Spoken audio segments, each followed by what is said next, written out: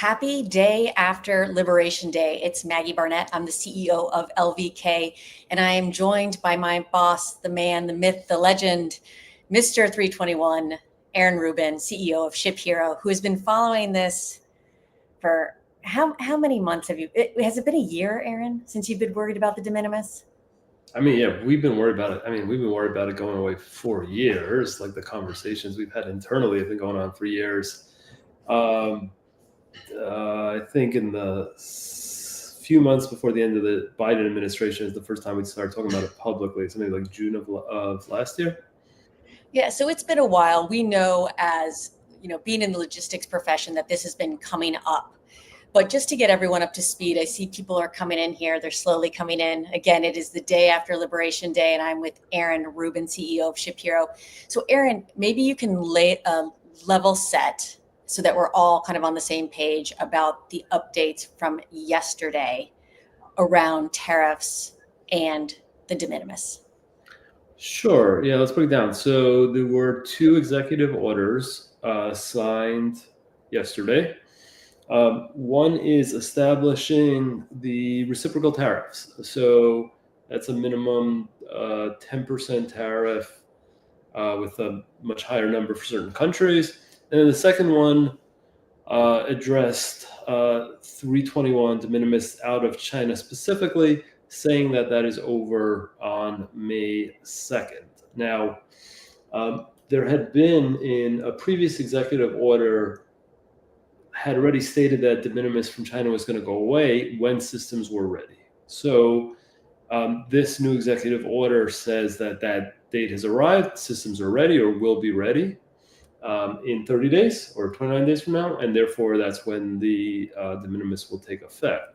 Additionally, the first executive order, quite long, affecting all the countries and all the changes in regulations, additionally said basically the same text that had been in the previous executive order, stating that 321 from everywhere or everywhere subject to tariffs, which is basically everywhere, essentially. So I'm just going to call it everywhere from now on, is also going to go away when systems are ready. So the same language that was used a couple of months ago to mean 3 months has been used again for the rest of the world. Whether that means 3 months though or not, though, we are not certain. Got it. So high level, would you agree with the statement that de minimis for rest of world is probably going away? However, the timeline is TBD? Yes. Okay, great. And so we have a few more people joining just right now. If you have any questions, one of the reasons we're doing this live stream is because Aaron's phone started to heat up with so many questions, so many DMs on X and on LinkedIn. So go ahead and drop your questions in the comments section and we'll try to get through all of them. So I think one of the first things that I know is on a lot of people's minds, Aaron, is, who does this affect most? Like yesterday's, when it comes to e-com, like who do you think it affects most? What size brand? Well, so about 50% of all, 321, I guess, just to let some basic context setting, is the provision that allows importation of orders as long as it's under $800 per person per day per vendor to be duty free. And this was to reduce the paperwork and compliance required for small packages because it's basically not worth the customs or CBP's time to process all those small packages. This has been a law for 100 years, but obviously e-com didn't exist when this was created, and it was primarily used for people traveling from overseas into the US, and you got some knickknacks with you, like technically you owe tariffs on those, but 321 eliminates that, and actually that's still going to exist. They actually carved that original use case out, so you're still going to be fine. And then mail order stuff from your friends, friends and family gifts and stuff. Just like, why do you have to go to the post office and wait an hour and fill out customs forms just to get it in? It's only going to be a few dollars of tariffs anyways. That was the original use case. The government, I think in 2019, changed the regulations. They changed the limit, but that was a smaller change. The most important thing is they streamlined the process so that basically it was originally supposed to be a test, but basically so that items could come in without any additional paperwork and without requiring a customs broker. that opened the floodgates, where primarily direct from China manufacturer or sellers, initially like it was AliExpress and Wish.com, could bring things in with a very minimal amount of paperwork and very low cost. Temu and Shein jumped on that, and they built their entire business on that model. And that's gone up to about 4 million or 4.5 million packages a day coming to the US via 321. About 50% of those are just Temu and Shein. So clearly the largest impact is going to be on those two companies, being that they're 50% of all 321 into the United States, all countries. So Temu and Shein actually do more 321 than every non-China country combined. So they're the biggest hit. Now, a lot of other people are hit. So because most companies will struggle to operate in China due to a lot of factors, what they did was they want to take advantage of 321, but not have to set up in China, which has all sorts of risks and complications. Therefore, what they did is they set up in Canada and Mexico. And the reason why that works is that you can bring the items in bulk into Canada and Mexico, which is almost exactly the same as bringing to the United States, super easy.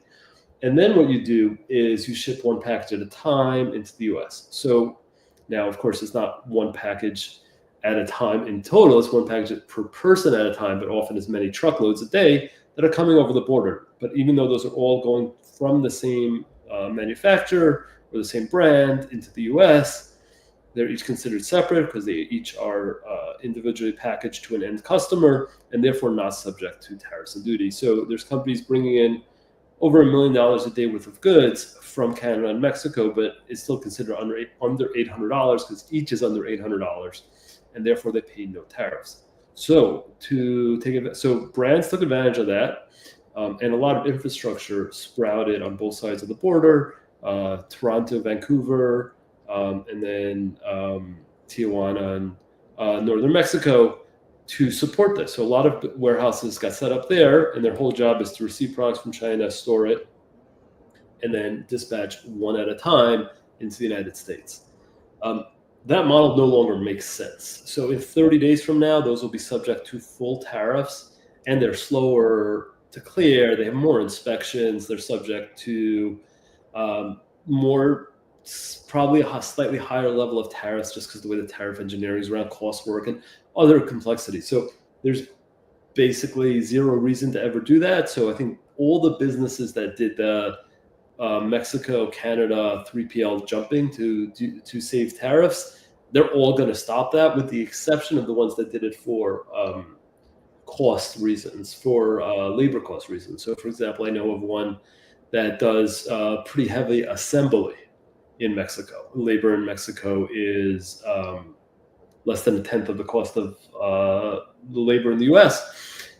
Therefore, that might still make sense to do it through Mexico for that. But if you're doing it just for tariff engineering, that's over from Mexico from Chinese-made goods in 30 days, and again, likely from the rest of the world in, let's say, 90 days. But we don't know. We don't know for sure. Yeah, that makes sense, Aaron. And I think, so the Shein and Temus of the world, obviously, a huge part of this. All those ancillary businesses. Are we having a hat off? Is that a new one? Do I not get new one? And it doesn't fit that one. Do I not get ShipHero swag anymore? I need to put in an order. It probably would fit me. So just send it this way. My brain is shrinking. I feel it. Okay. Squeezing. So that's a very nice hat. So I think and Danielle nailed one of the questions that I am interested, not just as someone in logistics, but as someone who buys things. One of my favorite brands produces in Vietnam. They use some wholesale, they clear some wholesale because they have stores in the US, but they also do 321 because when I order online, that comes out of Toronto via Wismo. So Aaron, you have a thought about how does this really hit the consumer? Is this like 15%, 10% on costs? Like when it comes to apparel and shoes, again, we're sticking mostly e-commerce in this discussion. What do you think the impact is to the consumer on price? Yeah.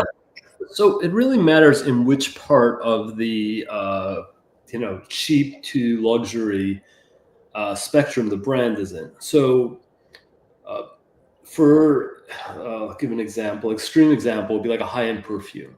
The cost of that might be 10% of the retail price. Therefore, a additional tariff of 50%. Which, by the way, I really need to explain that. Actually, let's just pause on that question. Let me explain something really important, because people are saying that there's a 54% tariff now on China, which is wrong. There's a 54% additional tariff on China. So I've been manufacturing goods in China for, I don't know, 20 some odd years. Prior to these Trump changes, I still pay tariffs as high as 35% on many items. And actually, I did 321 for my own brand for years to avoid the 35% tariff, which predates all the Trump tariffs. So for that same good, I'm going to pay the 35% that I was paying before, plus the 54% new tariff. So I'm going to go to an 89% tariff, and I can't use 321 anymore. So again, 54 is the bare minimum, but usually it's not 54. Usually it's more. I would say 74 is an average. So anyways, so if my perfume, my COGS, my cost of goods is 10%, and now it goes up by 75%, that's okay. I'm going to be able to manage that, and my pricing is not really that related to my COGS. It's more about positioning. The cost of the end customer is probably not going to go up that much. You're not going to notice it. Same thing with high-end footwear. Like if you're buying a pair of Jordans, the extra cost of tariffs for the manufacturing that Nike's going to pay is not going to impact the cost of those shoes in any significant manner, because you're paying for the brand, you're paying for all the intangibles, you're not paying for the manufacturing and the tariffs. The other end of the spectrum is the items you would buy, I'll say Temu and Shein, but also Amazon, plenty of really, really low cost items, apparel, etc., that work on much lower margin, and the price is much more correlated to the cost. For those items, you will see somewhere between a 50 and 75% increase. So it really is going to vary from like 5% to 75%, depending on the type of good and what the markup on that good is. More than actually like what country it comes from. That'll matter as well. But since so many things are made in China, like we'll just assume China, plus like they added to Bangladesh, Cambodia, and Pakistan, which is where like, yeah, China, those three countries, and Vietnam, like that's basically every cheap item like is from one of those countries. So it's all going to go up. So like the way I look at it is, I'm old enough to have seen to have noticed the price of apparel has dropped dramatically. Like it cost me like way less. I can buy a t-shirt or a shirt for like $15 on Temu and Shein or Amazon these days, where like, I don't know, when I was in my 20s, it was $40, right? And inflation makes $40 is $80. Like the cost has really mattered. The cost has really changed over the years due to all this offshoring and all these things. So it's going to come back. It's going to be more in line with what it was 20 years ago, inflation adjusted, which I don't think is the end of the world, but it does change people's approach where shirts are disposable. Like my wife buys me, 12 packs of True Classic t-shirts constantly. And we don't even worry about it. Just throw them out and get new ones because they're so cheap. That wasn't the way things were 20 years ago. And it's going to go more back to like, you need to actually like think about something before you buy it, rather than just like, I'm just going to buy it. If I don't like it, just throw it out, buy another one. Like, who cares? Like fashion's going to become a little less disposable because the price is going to go up by 50, 75%. Yeah, and hopefully some of those brands start making better quality items, right? Like that's the idea, is that some of these items don't disintegrate after you wash them once or twice, that maybe you can make investments in clothes that actually can stay around for years. And there's amazing brands that make that high quality items that, like, I've got my, Hugo Boss sweatshirt that I've literally worn for 20 years, like, and it works great. Like, so there are those quality brands, but it felt like they've been drowned out in the cheap stuff over the last few years, which would make perfect economic sense. Like, we could buy 5 of a cheap one versus 1 of a good one. Just buy 5 cheap ones, you throw them out every couple of years, it's fine. I think the math's going to change a little bit on that. I agree. Okay, cool. So we'll keep going. We got some other questions coming in. This is the second time the administration has claimed it will end the de minimis. How likely is it to actually happen this time, Aaron? Do you think this is going to happen? So I disagree. There's the second time that they've said they're going to end the minimis. The minimis from China was originally said to be ended by the Biden administration in an executive order. So that has been going around for a long time, and that will be ending in 29 days from now. So like, I have near 100% certainty that that's going to happen. Like, there's a lot of work being done, a lot of work been done by all the players that do it. Like all the big people that are like flying planes and clearing this stuff, all expect that change to happen. I think that change is going to happen. Now, the rest of the world, this is the first executive order ending it for rest of the world. Will that end or not? Maggie, you and I were discussing that actually early this morning. This is more of my feel versus any facts I can point to. But my feeling is that the tariff rates are going to change, and that what we saw today is not going to be what we see in 3 months from now. There will be negotiation back and forth, and some tariffs will be reduced. However, I think the end of 321 is a foregone conclusion. It's really down to technicalities at this point of implementing it. There's a lot of, if you read through, basically the USPS is having some trouble. Like, there's a lot of things going on related to this that are like actually really hard. So that's why it hasn't happened yet. But I think I would not expect 321 to be around by the end of this year. Like, even if the tariffs are all dropped to zero, the additional tariffs dropped to zero, I don't think 321's going to last. I think it's the end. Yeah, I think with 321, we were talking about the postal carve out. Yeah. Yeah. So for some of you, there's the de minimis where there's the no tariff that goes through it.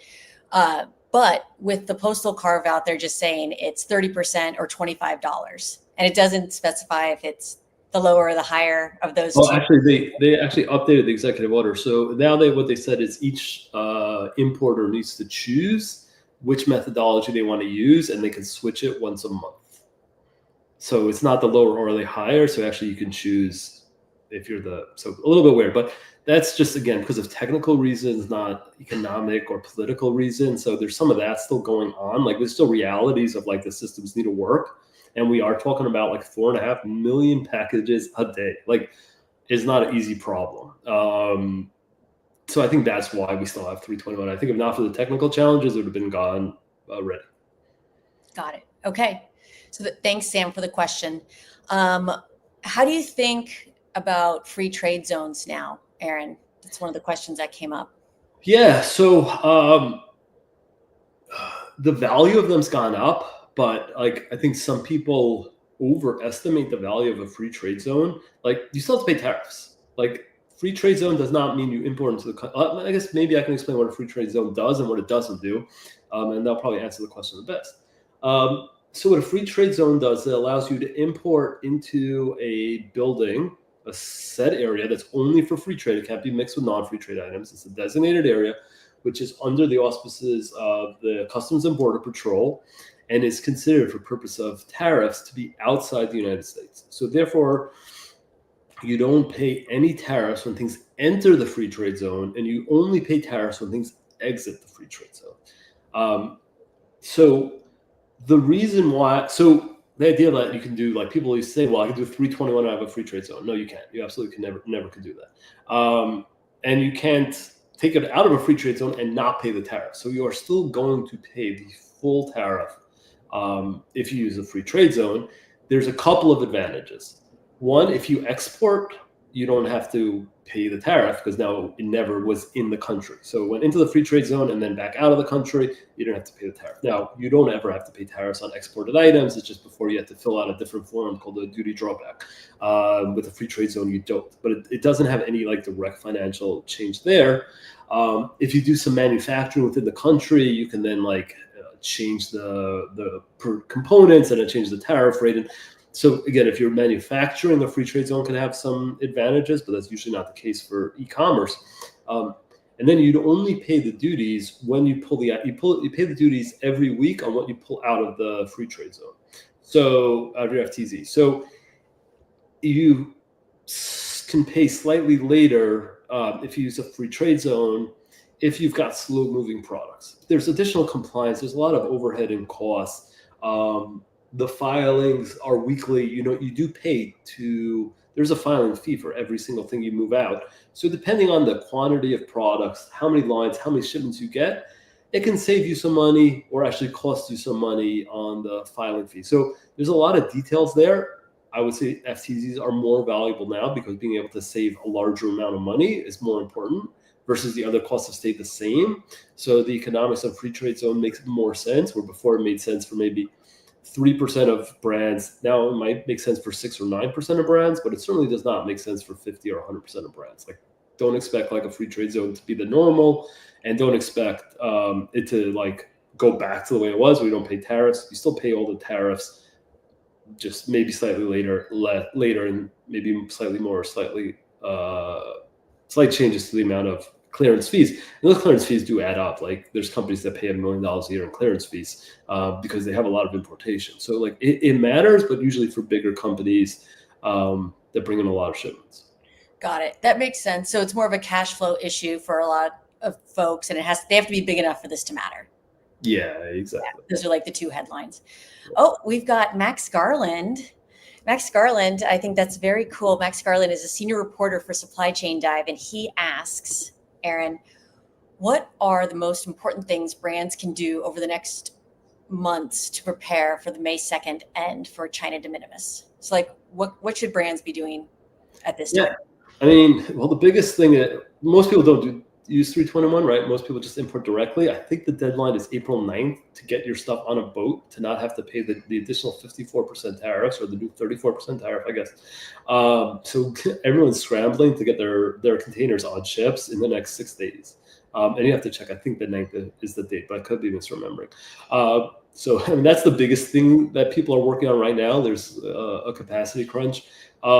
And then for the people that are using 321 and are going to migrate to a non-321, because no one's going to keep doing 321 for the long term, all those items are going to go for sale, right? Because everyone wants to get them in the country tariff-free before that date, because the cost is going to increase by, again, a minimum of 54%, probably closer to 75% on May 2nd. So if you've got your product out of the country, you want to put it on sale, get it shipped into the country as soon as possible to end customers while you work on a US-based fulfillment solution, so that because you don't have a choice. So we could be, as consumers, we could be seeing some fire sales on some of our favorite items. Yeah, I think you're going to see some items go up and items go down, because if you use 321 and you can still use it for the next 30 days, there's a fire sale.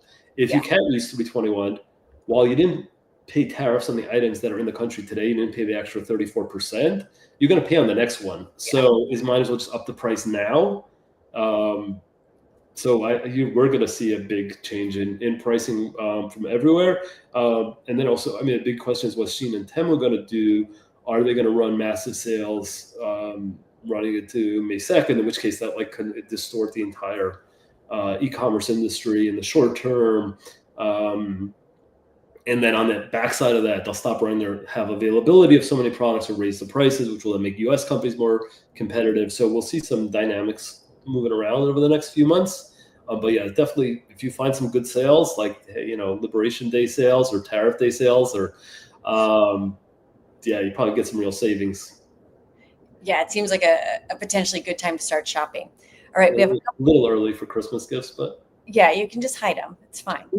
I have a warehouse you can store them in, Aaron. Just send all your gifts to me, address to me.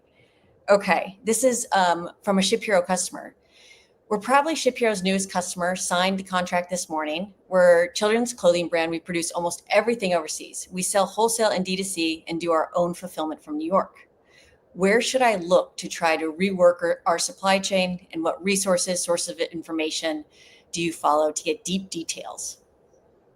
Okay, so yeah, for children clothing, you produce overseas. I'm going to guess that it was a high tariff country, because every children's clothing brand manufacturer I know is in a very high tariff country. So things are going to get hit hard. I probably would not rework your supply chain in terms of changing sourcing for a few reasons. One is there's probably not like a ton of great options right now.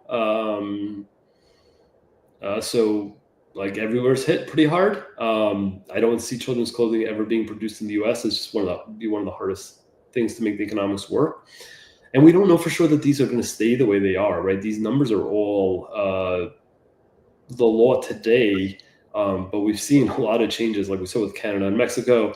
Like a lot of changes will happen. So some will go up and some will go down. I would sit on my hands and see what happens. The other change that's going to happen, we don't know exactly what the second order impacts are going to be, but there's going to be currency changes as well. So we're going to see relative strength of currencies change significantly over the next couple of months. I'm not a Forex trader, but in the past, as currencies have changed, that's done more to impact where it pays to source from than tariffs. Now, it's a big tariff, so maybe it won't totally offset the tariff, but there will be an impact there. Because ultimately, like even though your contract's in dollars, if the dollar is stronger, you renegotiate to a lower price. So, I mean, I personally would be like fairly patient at this point. Of course, if you can get anything, if it's from China, and get anything on ships, like get them on in the next few days to get that early. And then in terms of like details, like the executive orders have all the information. Everyone else is just filtering it for you. You just got to read through the executive orders and do the work. It's pretty clear what the changes are. There's not a lot of like these are actually the easiest custom updates you'll ever see. Like usually it's a lot harder with the HS codes and everything. These are very generic, so they're actually fairly easy to parse and calculate your impact. But yeah, it sucks. It's not great, and obviously raise prices. Like price of everything's going up. You're going to be competitive. It's just a matter of who's raising prices when. But like, there isn't anyone who's not going to raise prices somewhat on the back of this. So, like, I think just got to accept. Like during COVID, I made the mistake with my my e-commerce business. I reacted too slowly. Like I was importing. The cost of containers went to $20,000. Like you should just immediately raise your prices. Don't wait till the next container comes in because the price is up. So everyone's going to raise prices. You just got to raise prices. Thank you for the question, Joe. So we got one from business, Joe. What's up? And thank you, Joe, for your business. Yes. They've got a question from Alex. Many brands I know are still sitting on COVID inventory that was 30 to 40% more to import and has been unsellable in retail. Do you think these tariffs present an opportunity to clear through that expensive inventory? I mean, I always like that's probably a lot of sunk cost fallacy where it doesn't really matter what you put it for. It's you still have to sell it for the price that the market would take. So I don't think it matters. But if the question is, are prices going up? Yeah, prices are going up. Yeah, I don't see a world in which consumer prices for e-commerce goods is not higher than before. Yeah, it seems like the customers that I've been talking to this morning, they're going to be increasing 10 to 15% based on what they need to do. And they're in the apparel sector. Okay, so another question, we kind of touched on it, but this clearance of packages, Aaron, 4 million a day, there's postal and then there's private, basically, right? The FedExes, the UPSs. Any more detail around kind of how that's going to work? Like, do we really think everyone can do this? Yeah. I mean,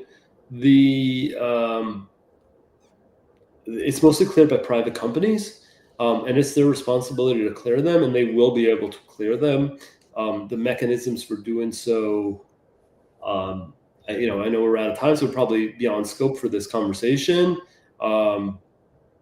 But I think I don't know where that they won't be able to be cleared now. A fraud and misclassification has been a thing in tariffs forever.